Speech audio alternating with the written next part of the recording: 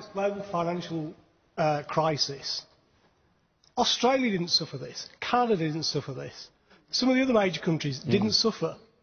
This country suffered because Gordon Brown sold gold just to prop up the social services. How can you stand there and say you didn't overspend and end up bankrupting this country? That is absolutely ludicrous. You're frankly just lying. Sorry.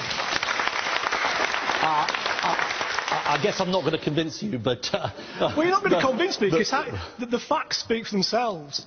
You stood there and said you didn't overspend. If I get to the end of the week and I can't afford to buy a pint, I've overspent. It means I haven't got any money left. Sure.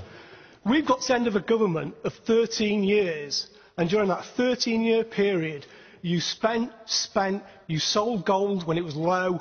If we sold the gold now, we'd be pretty much better off.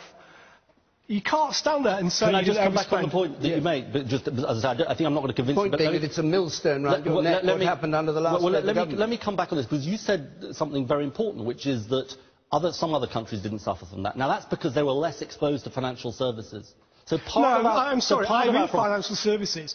Financial services actually put millions and millions and millions of pounds into this country.